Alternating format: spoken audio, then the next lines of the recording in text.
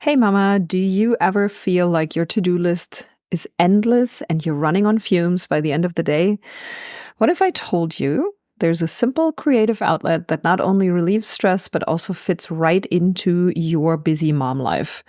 I want you to stick around for today's Knit Your Stress Away episode because today we're going to talk about how knitting can help you feel more relaxed without adding any extra overwhelm. It's going to be a good one. Let's dive in. Welcome to Knit Your Stress Away. Are you a mom who feels overwhelmed, craving a creative outlet, but unsure where to start or how to fit it into your already packed day? I have dedicated this podcast to help you discover practical, guilt-free self-care strategies through the calming practice of knitting. I'll help you break free from the overwhelm, quiet the noise and comparison of social media, empowering you to pick up your knitting needles instead and embrace moments of rest, creativity, and mindfulness. Hi, I'm Nadine, a mom, wife, and passionate knitter. I first learned to knit as a teenager from my grandmother back in Germany, but for some reason, I put my needles down in my 20s. It wasn't until 2020, when everyone was searching for ways to ease the anxiety of the unknown, that I picked knitting back up, and something amazing happened. I found peace and joy in the cozy, calming rhythm of knitting, and now I'm so excited to share my practical tips and habits with you so you can reclaim your time, recharge, and rediscover the things that bring you happiness. It's time to ditch the endless scroll on social media and focus on what truly matters, your well-being. So if you're ready to take control of your stress, ditch overwhelm and social media comparison, rekindle your creativity, and recharge with a hobby you love, this podcast will guide you every step of the way. Take a deep breath, grab your knitting needles, and let's start creating a life with less stress and more joy, one stitch at a time. Hey, Mama, and welcome back to Knit Your Stress Away. I am Nadine, I'm your host, and if you are tuning in for the first time today, first of all, thank you so much for giving this podcast a try. I hope you are loving it. And also, let me tell you, I did not always know that knitting would become my go-to stress reliever. When I started knitting, I was a teenager, so didn't even really need any stress relief, to be honest. But I just really enjoyed knitting time with my grandma. But I also do feel like that might actually tie back into this soothing effect that knitting has on me. But what's funny is that life got so busy, of course, like for many of us, and I got kids and, everything else kind of happened. And I completely forgot about knitting. I put it aside. I didn't touch it for about 20 years. And it wasn't until just a few years ago when I was feeling super overwhelmed and the pandemic was happening and anxiety was high and I was just trying to balance it all and feeling normal. That's when I picked up my needles again. And I know that a lot of people did that back then, or they baked sourdough bread. One of the two, I feel like, is what happened. But if you weren't one of them, you are in for a treat now because you can still do that and it's still going to benefit you so much. So when I did pick it up in 2020 again, it became so much more than just a hobby for me, which again, that would be wonderful, right? If you have a hobby that you enjoy doing. But it became this way to unwind, relax, and also calm my racing thoughts. And I think that is just something that's priceless. And there may be other hobbies that have a similar effect on you. But I honestly don't think there's very many that are this portable and this easy to do at any moment. You can just pick it up whenever and you don't really have to think about it. You don't have to lug anything around. You don't have to have a certain space for it. You can do it anywhere you want. It's so amazing. And it's such an advantage over other things. So I find it really funny how something as simple as just a pair of needles and some yarn can make such a huge difference in your life. And today I want to talk about why knitting is such a fantastic tool for relieving stress and how it can fit into your already full schedule, because I know that's on your mind. So let's talk about why knitting helps with stress relief, because I do think that it's such a fascinating topic, to be honest with you. And one of the biggest reasons that it is stress relieving is that it's a repetitive motion. So when you're knitting, it's like a rhythm that your hands and your brain fall into.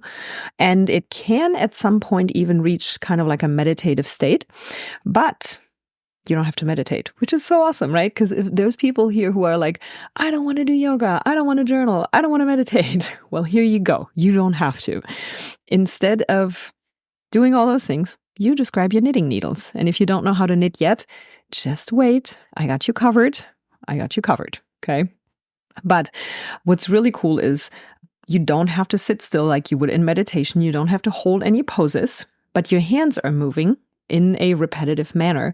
And that rhythm can actually help you calm down. It can help ease anxiety, and it can help you focus on something that is outside of your busy thoughts. Because some knitting patterns do require for you to focus on them and kind of, follow along and make sure that you're paying attention. And that can really relax you because you do not pay attention to those swirling thoughts that are in your brain. And I like to think of it as kind of like a mini mental break. It's something that helps you relax, take a break, take a pause without having to literally stop everything you're doing. And you don't have to go somewhere. You don't have to, like I said earlier, you don't have to lug anything around. You don't have to pull out a sewing machine or whatever else, a canvas to paint. You don't have to get water. And there's so many lovely hobbies and things that can really help you relax and calm down. But I do really think this is the easiest. There's a low entry barrier to this one. It's so very simple to do, and you don't need a lot of tools and things to make it happen. So that's definitely something that I find a big plus of this amazing craft. And well, as with many of these other hobbies, you do have something amazing to show for.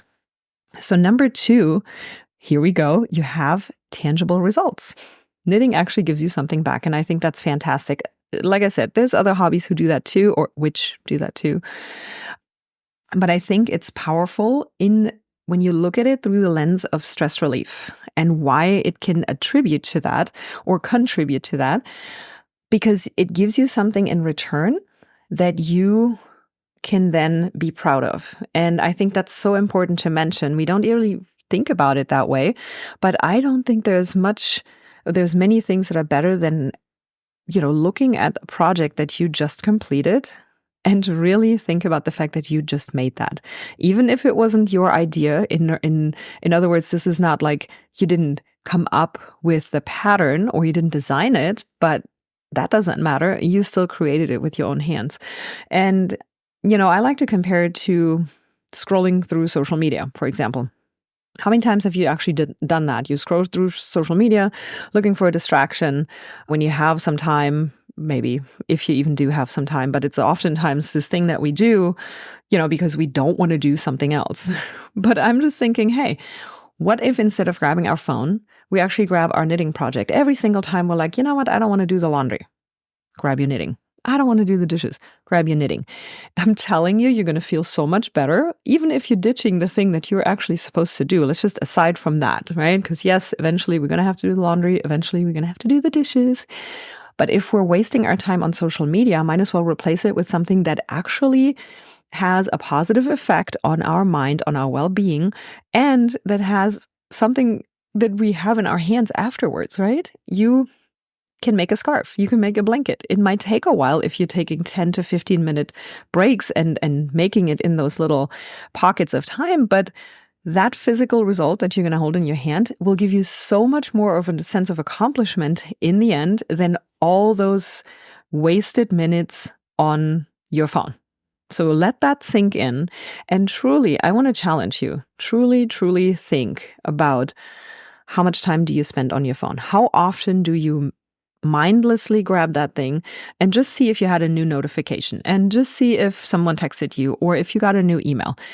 It's such a crazy habit that all of us have developed that is so very hard to break. And I think having something like knitting that you're doing with your hands that you can literally put next to your phone, where you then have to make the choice, hey, which one am I grabbing? And you consciously are training your brain to grab the other thing, it can really have a positive effect on your well-being and on your life overall. So I really challenge you to maybe look at your phone stats. Look how many times you pick up your phone during the day.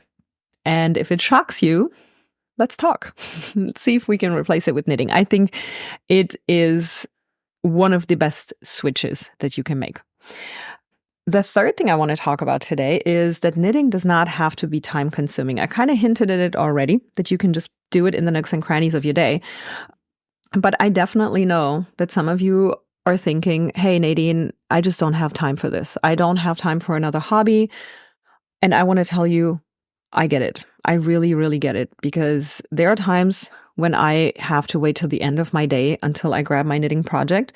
But most days I really try to be conscious about weaving it in, no pun intended, into my day and just make it literally like 10 minutes here, 5 minutes there. It might be a row, it might be 2 rows, it doesn't matter. But as soon as I start knitting, I feel this tension going away. And it's just magical.